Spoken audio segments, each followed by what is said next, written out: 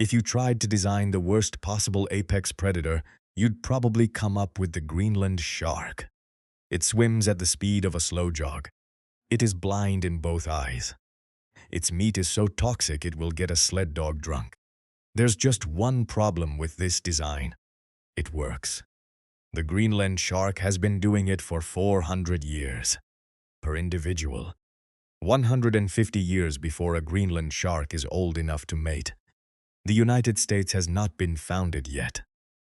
By the time it reaches sexual maturity, the Napoleonic Wars are already in the history books.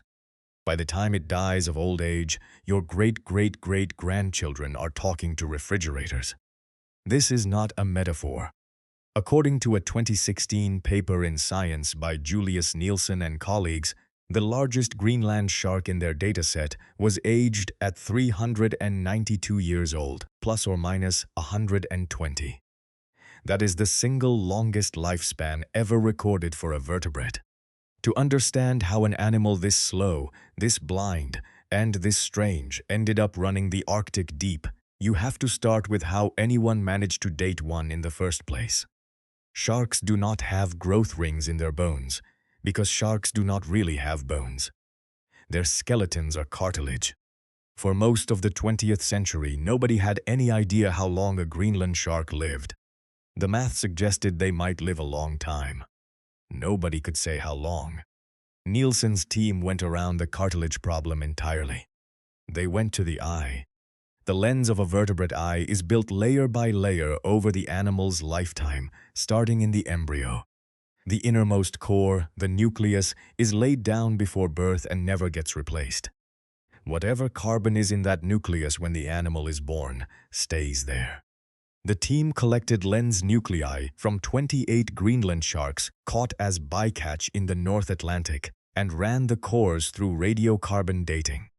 The carbon-14 signature tells you when the animal was born.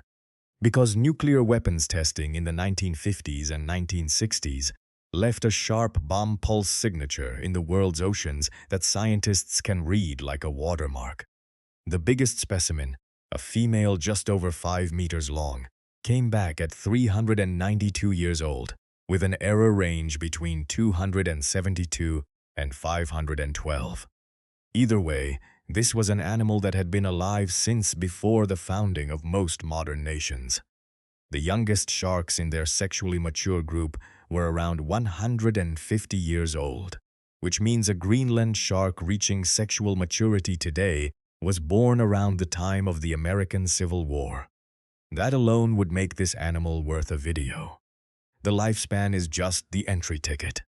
Now move to the eyes, because they are the strangest design feature on this shark. Nearly every adult Greenland shark in the wild has a parasite hanging off its eyeball. According to surveys cited in the marine biology literature, the prevalence runs at roughly 99%. The parasite is a copepod called Omatocoita elongata, a small crustacean about 5 centimeters long that attaches to the cornea by burying its mouthparts into the surface of the eye. Once it grabs hold, it stays there for years, possibly for the rest of the shark's life. It feeds on the corneal tissue. The cornea scars, clouds over, and stops transmitting light. The shark goes effectively blind. For most animals, this would be a death sentence. Vision is the dominant sense in nearly every predator the ocean has ever produced. You hunt what you can see. You ambush what you can see. You read terrain with what you can see. A blind apex predator should not exist. And yet the Greenland shark, parasitized in both eyes for the bulk of its adult life, keeps eating. It keeps growing. It keeps living for centuries. Whatever sense it is using to find food, the eyes are not load-bearing. The Greenland shark hunts almost entirely with its other senses. The ampullae of Lorenzini, the electroreceptor pits on a shark's snout, can detect the bioelectric field of a heartbeat at close range. The lateral line picks up pressure waves in the water from any nearby movement. The olfactory bulbs in the Greenland shark's brain are unusually large for a shark, suggesting that smell does a lot of the work the eyes used to do. Researchers studying the species have described it as essentially a swimming nose with electrical sensors on the front. The eyes, by the time the shark is 50, are barely participating. Now stack the speed problem on top of the blindness problem. A 2012 study by Yuki Watanabe and colleagues attached accelerometers to Greenland sharks in the wild and recorded their swimming behavior over weeks. The result is one of the most counterintuitive numbers in marine biology. The cruising speed of a Greenland shark is around 0.34 meters per second, which works out to slower than a human can walk. Its tail beats once every 7 seconds at cruising pace, the slowest rate of any fish ever measured. By any reasonable definition, it is the slowest fish in the ocean. Which raises the obvious question: how does a blind shark that swims slower than a person finds anything to eat at all? The diet is the part that broke a lot of biologists' heads. According to a 2019 study in Frontiers in Marine Science, led by the same Julius Nielsen, who has more or less built his career on this animal, the stomach contents of Greenland sharks pulled out of the North Atlantic include exactly what you would expect from a slow blind shark. And then a series of things that make absolutely no sense for one.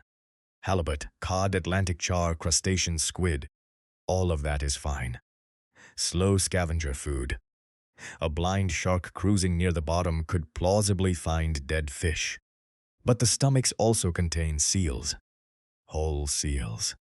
Ringed seal, harbor seal, hooded seal, all of them faster swimmers than the Greenland shark by a wide margin. They contain reindeer. Whole reindeer.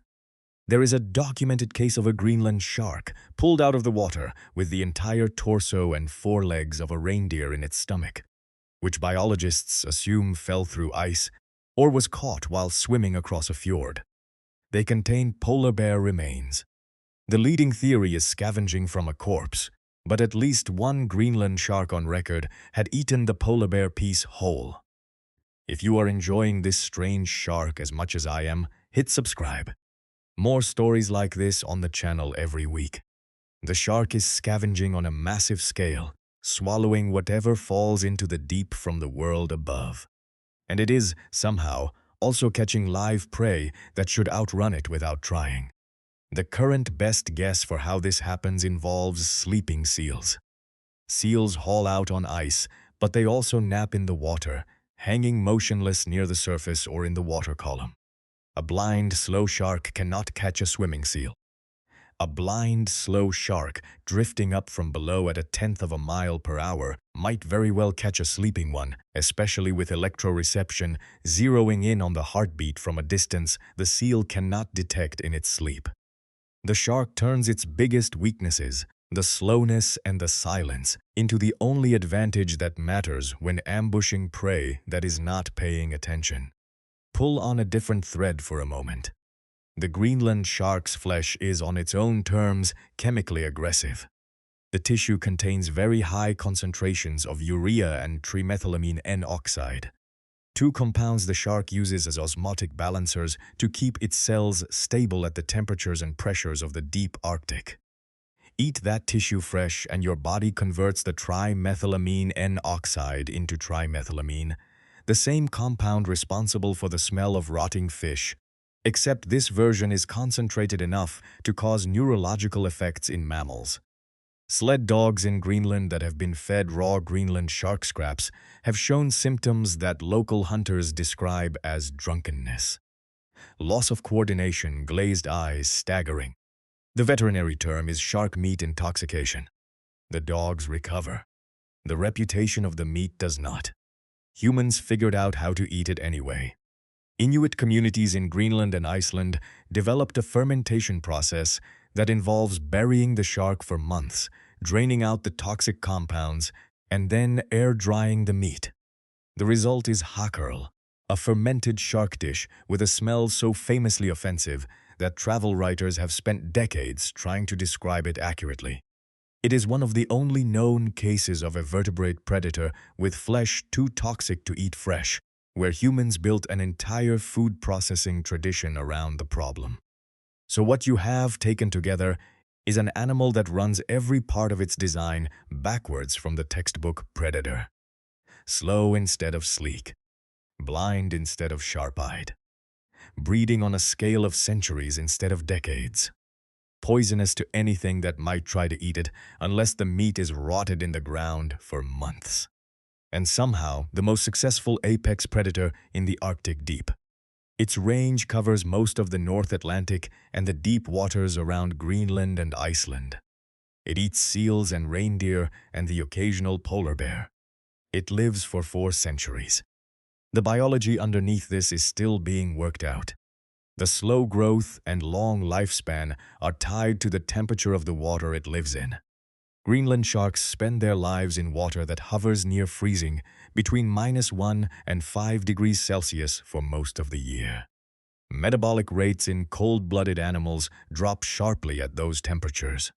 Cells divide more slowly, damage accumulates more slowly, and reproduction is delayed. The whole biological clock is dialed down to a tempo that makes a 0.34 meter per second cruising speed look fast by comparison. Aging researchers have started paying attention to the species in the same way they paid attention to the naked mole rat a decade earlier, looking for cellular machinery that might explain how a vertebrate body holds together for 400 years. The corneal copepod is a separate puzzle nobody has fully solved. The leading theory is that by the time the parasite settles in, the shark has already adapted to a life that does not need eyes, so the cost of carrying the copepod is roughly 0. Some researchers have even suggested the wriggling motion of the copepod might serve as a lure for curious fish, which would mean the parasite is functionally a fishing rod stapled to the shark's eyeball. The idea is speculative, but it lines up with the general theme of this animal, where almost nothing about the design makes sense until you flip the assumptions. The cost of running this design is the calendar. A Greenland shark that survives long enough to reproduce has already lived through the entire history of the United States. The animals being pulled out of the North Atlantic today in fishing bycatch and tagging studies were born before the discovery of bacteria. Some of them were born before the first telescope. The radiocarbon in their eye lenses is older than every nation currently bordering the sea they live in. That is the operating profile of an animal that has been quietly outliving everything else in its ecosystem since long before anyone was around to ask why. If you found this fun, there are more stories like this on the channel. See you in the next video.